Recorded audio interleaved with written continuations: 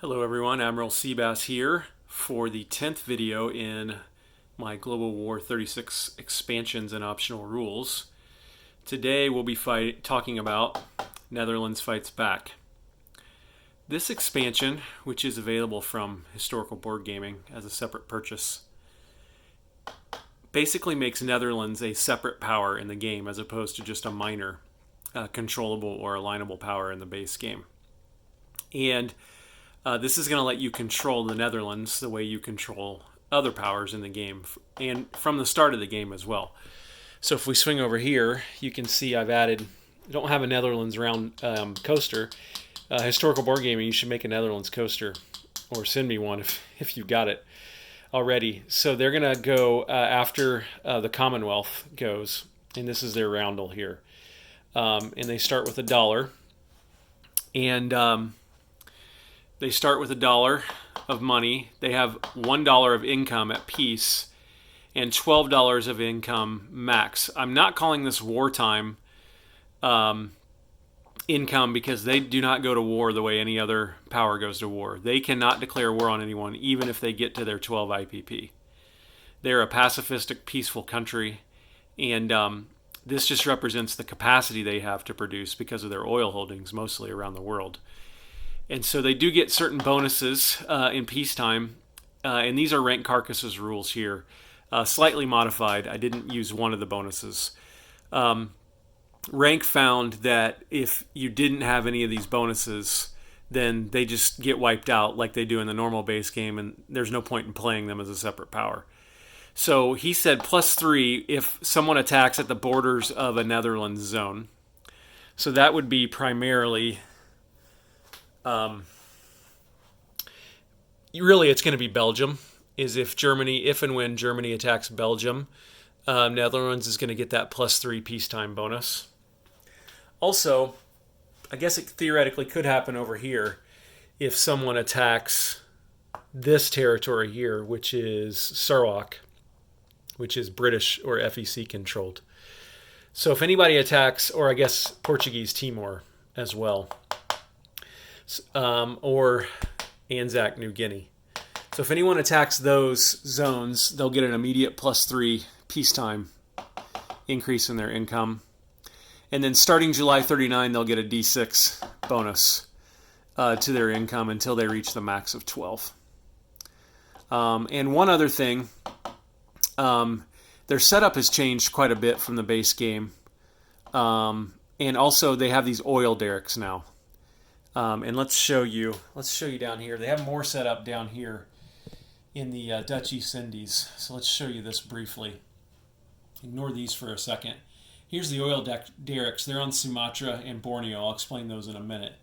But in the expansion setup, they've got a cruiser here, a normal sub, a coastal sub, a transport, and a torpedo boat destroyer. They have an air base on Sumatra.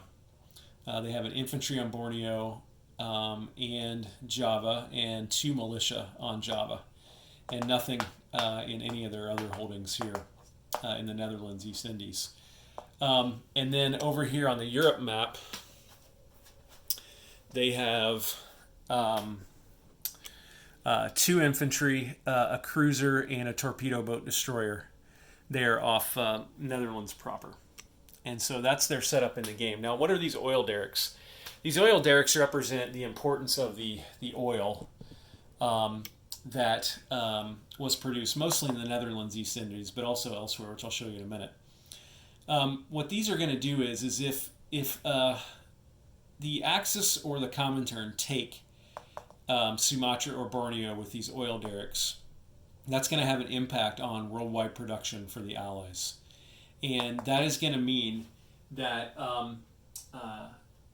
every Allied armor, ship, sub, and aircraft is going to cost +1 for each of these that are occupied by the Axis.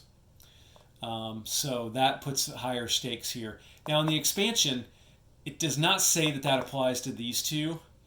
In fact, in the expansion, it only really says that it applies to this oil derrick off the coast of Venezuela right here, which is a Dutch possession right off the coast of Venezuela. It's very unlikely that will be taken by anyone in this game. Um, Perhaps if Germany can align Argentina and then get some of those units up there, it might be taken. But if any of these oil derricks are taken, it's +1 production for certain classes of units for the Allies. So there's that. A couple other things to notice. They have a sub base here. And sub bases are basically naval bases for submarines. They allow you to produce submarines here. I believe you still have to be connected to a factory or have a supply path to a factory to do that. But they give a +1 to movement by subs also. So notice that. Also, the expansion says you add a seaplane base here too in Java, but I'm not playing with seaplanes, so I didn't add that. Celebes, this island right here. This has a hostile population.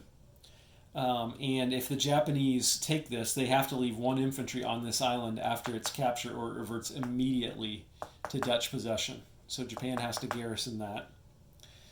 Dutch Guiana, which is, I just talked about, off the coast of... No, Dutch Guiana is different. Dutch Guiana is here. If this one is possessed by the Axis or the Comintern, increase the cost of all British, FEC, Anzac, French, and Dutch aircraft by 1. Okay. And then I already talked about what happens with this one. So let's see what else for the Dutch.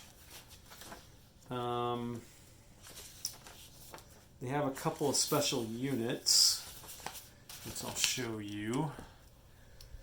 One of them is not so special in my opinion. This is a Dutch Marine marker. It has no impact on the game. It's just the symbol of the Dutch Marine. So if you buy Marines for the Dutch, you can use this instead of the standard Marine symbol. This is a Dutch commando unit. This attacks at 2, defends at 2, moves 1, and costs 3. And you can build one of these per turn at a factory, which the Dutch don't have right now, but they could theoretically get. In fact, in Rank Carcass's last solo game, he built a Dutch factory right here, I believe. And although you can also build one of these as a militia at Sumatra as well. And those are available in July of 1939. So a couple other rules here on Netherlands as a separate player country. They have their own national reference sheet, which I'll show you right here. And it contains all the special rules that relate to the Dutch, some of which I will go over now. So, versus the base game, in the base game, if the Netherlands is attacked, all the money that is not taken over in the initial attack reverts to the British player. That's no longer the case in this game. So after the Netherlands is attacked, if the home Netherlands territory in Europe is taken out, the Dutch capital goes to London in exile, but the Dutch still collect this money, and it does not go to the British. We already talked about going to war. Dutch colonials. The Dutch may build colonial infantry in territories with a point value, just like the British. A maximum of 1 unit per turn may be built. Must be placed in a territory with a point value. So if you wanted to build colonial infantry in these other islands here, you can build the commando here, of course, but it's about as powerful as a militia. The colonial infantry could be built in these others and would be just like a normal infantry unit. The Dutch do not have any victory conditions. However, the Dutch territories are included as part of the controlling player's conditions. Powers like Britain and France who have victory cities to maintain their colonial holdings or victory objectives to maintain their colonial holdings must also maintain possession of the Dutch colonies. So that could impact the British or the French in their victory conditions. Oil boycott. When the Netherlands enter the war, reduce Japan's U.S. trade income by 1. Interesting there. Have to note that. And the Netherlands no longer adds forces listed on the neutral setup chart as arriving after the start of the war. And that's because Netherlands is now its own power and can choose which units it buys with its own income. So that is Netherlands Fights Back. And this is a real, I wanted to play with this from the beginning because this area down here, and I'll cover this on my Japan strategy video, this area down here is very important for Japan in this game. It's a significant source of additional income for Japan, which can support their ability to get up to 50 IPPs with bonuses, which is one of their victory objectives. Also, I believe, I have to double check, but I just checked this. Borneo and Java are separate parts of a Japanese victory condition at the end of the game. Let me double check that now. Look at Japan. And they have a colonialism objective. Nope, they have a raw materials. Yep, no, it's Borneo and Java. Yep. So this one and this one, if Japan possesses both of those, it can get up to 2 victory objectives at the end of the game for those. So very important here, and that's why I wanted Netherlands to be its own power with a little bit of flexibility to push back against that expansion that's going to be coming from Japan in the north. So I think that is it. And these oil derricks can be strategically bombed. And every point of damage reduces the value of the territory by 1. Now Japan would probably never do that, because they want to take over this oil in order to deny it to the Allies and increase the cost of all of their, or most of their, combat units. So in reality, it would be the Allies that would be bombing these oil derricks and reducing the value of this territory to Japan. And they can take up to 5 hits, I believe, but let me double check that. Nope. The total damage it can take is the value of the territory, so that would be 2 in each case. But it also has an AA gun, just like a facility would. So I wanted to double check that. And let me see. Yeah, that is about it for the Dutch. And don't think they have any special units that I haven't mentioned yet.